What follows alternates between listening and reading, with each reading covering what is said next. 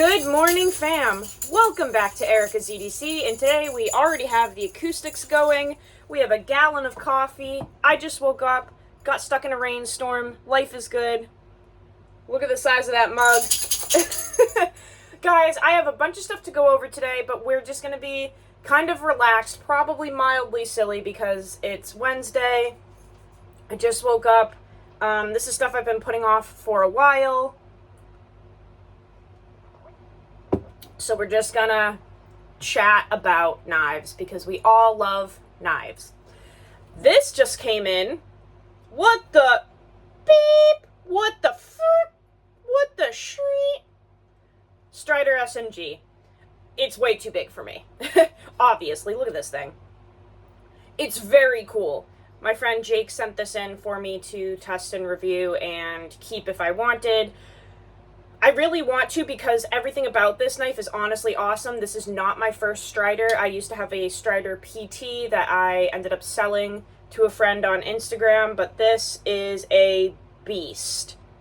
Very cool. I actually really like the aesthetics. I really like the design. It's not uncomfortable in my hand. I had Nicole hold it and kind of play around with it for a little bit, and she just couldn't stand it. She said, instant hot spot.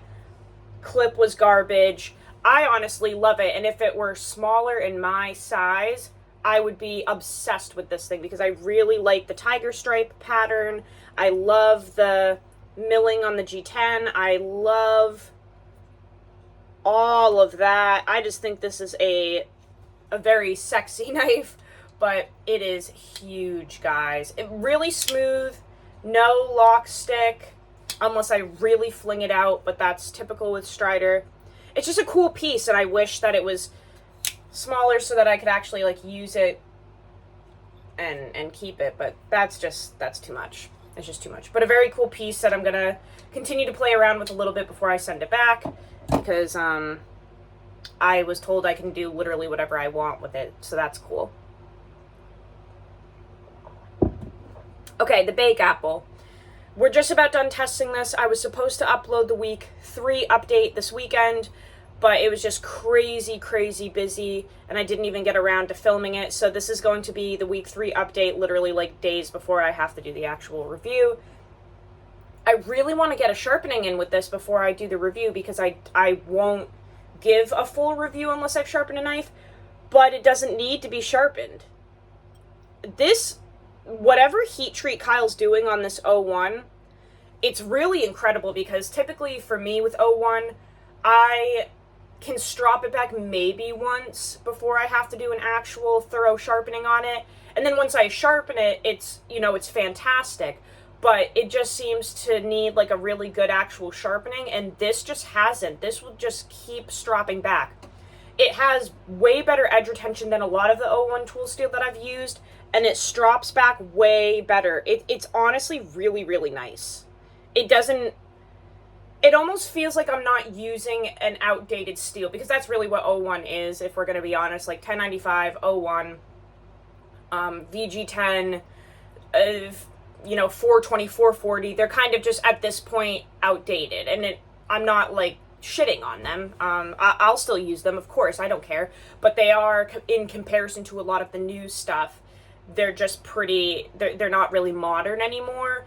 But this doesn't feel like an outdated steel.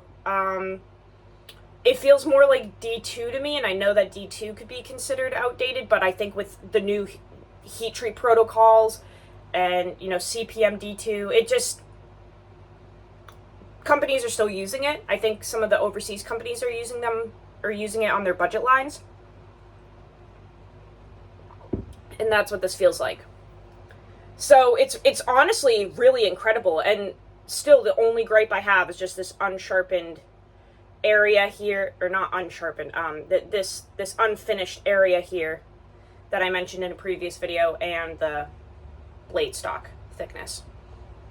But yeah, I'll try to get a sharpening in with it, but I may have to do like an inconclusive review in terms of the sharpening, because I don't want to take metal off if I don't need to, and it's still just like crazy toothy, and it strops right back. I don't know, man.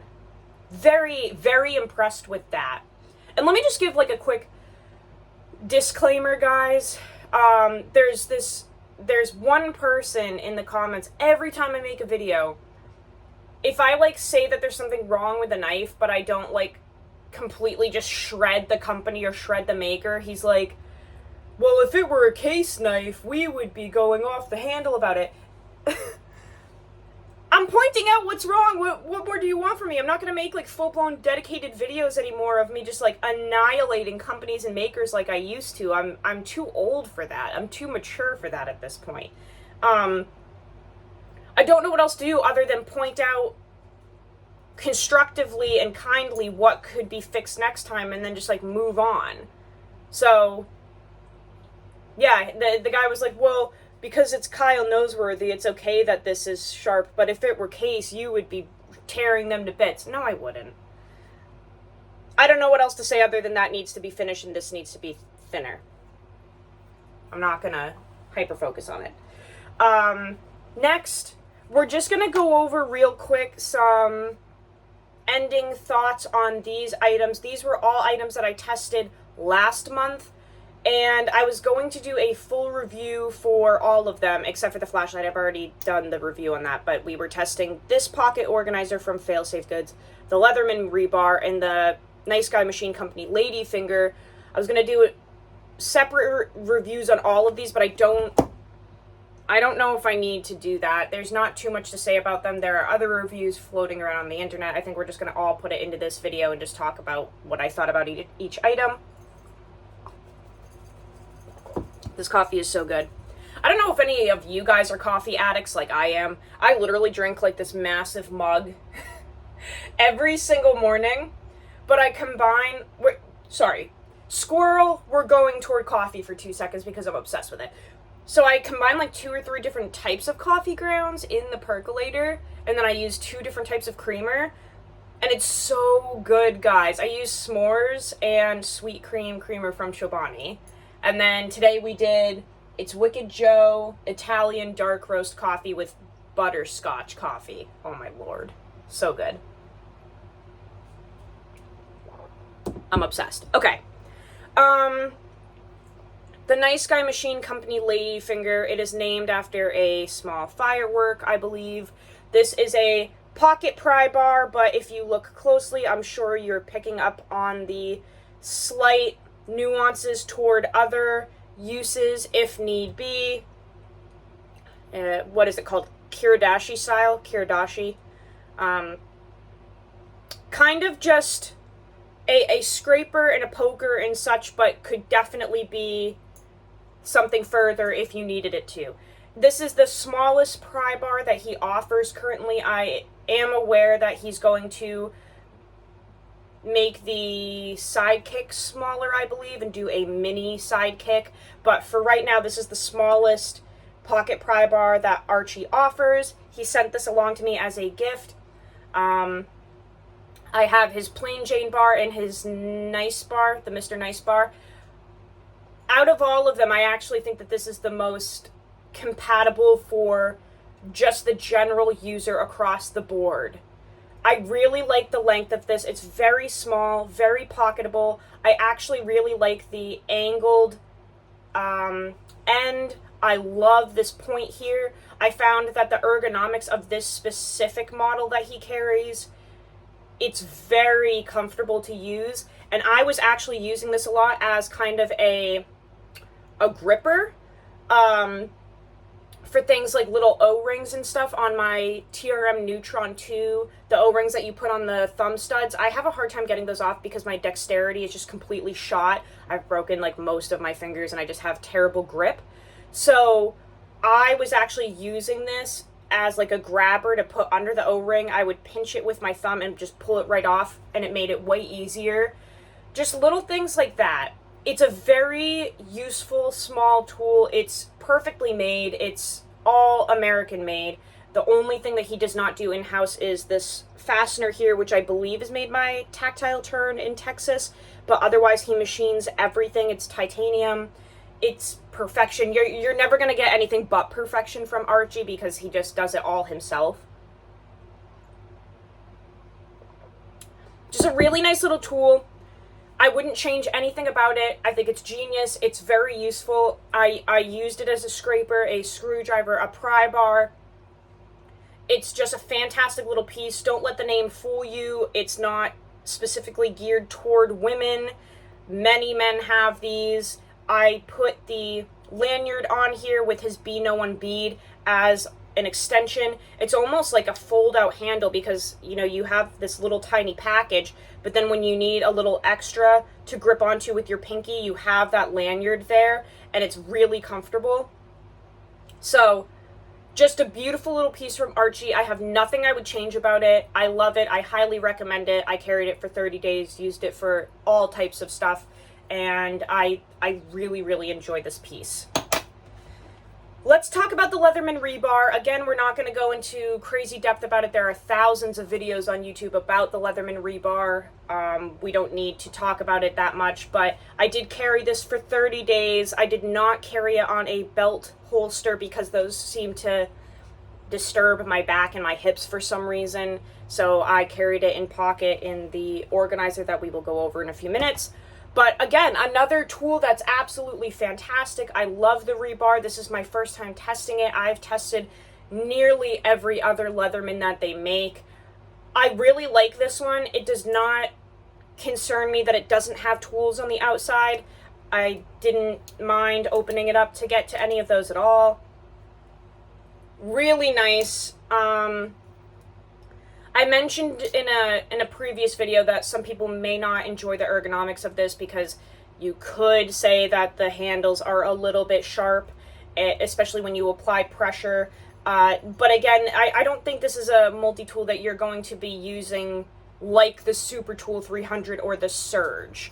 This is just a normal multi-tool to do, you know, small to medium tasks. I don't think you're going to be building machinery with this or anything and having to bear down on these handles. It was awesome for me. Really precise tip there. Great wire cutters that I did use. I used every tool on this. I'm not going to go through the tool set because that'll take too long, but just very, very comfortable, very durable. It broke in really nicely. It was very stiff at first, but just awesome. I love that it has locking tools. I love the color configuration that they chose with this, the coyote and the black. Just a great little multi-tool. I like how small and compact it is as well. Very reminiscent of the original PST, but with a way wider tool selection. I really wish it had scissors. Scissors are something that I just love having on a multi-tool. I use scissors multiple times a day, and I wish that this had it. It doesn't. Very, very nice piece. Highly recommend the Rebar. It's an awesome, awesome tool. And I did carry it for the whole month in this. This is the Failsafe Goods Pocket Organizer. Ryan, he's the guy that makes these. He's actually over in Concord, New Hampshire, I believe, which is very close to me. I've been a huge fan of his work since he started. He's the one that made the wallet that I carry every day that I actually don't have. It's over on my table, but just a really stand-up guy, makes phenomenal stuff.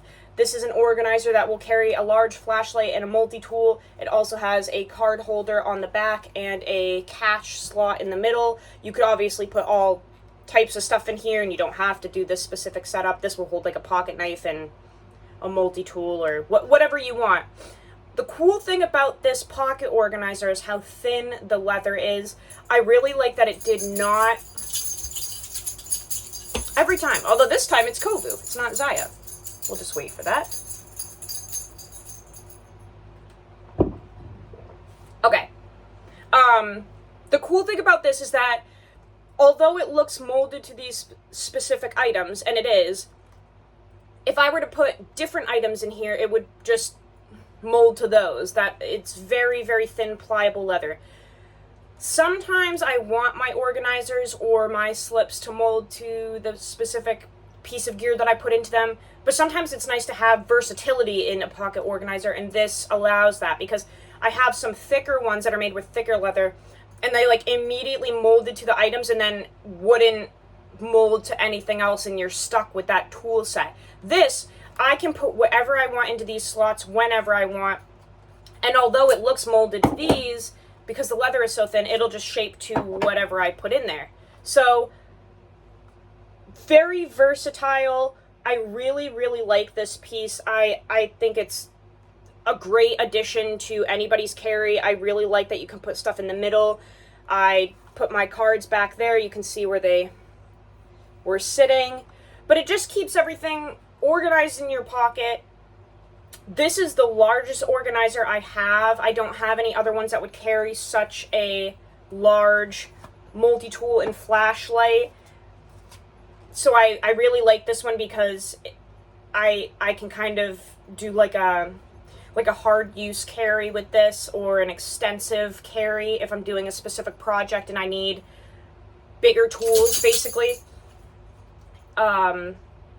It's a very nice piece. I really like it. I love Ryan's work. He does incredible stuff over at his little shop. So check out Failsafe Goods on Instagram. He has a website too. You can place an order, but just an awesome piece if you're looking for something a little more heavy duty and to carry some larger tools. I think that's everything. Right? We have nothing else to talk about, do we? Let me know down in the comments what you're carrying today. I have a lot of fun stuff coming up. I have a lot of stuff coming in. To everyone that has been sending knives in for review or sending gifts, or especially the traditional knives, thank you. I really, really appreciate it. It is so cool to see what you guys are sending in to test out, put through the paces. Honestly, I have a bunch of traditional knives to test right now, and I didn't really buy any of them. They're just being sent in as gifts.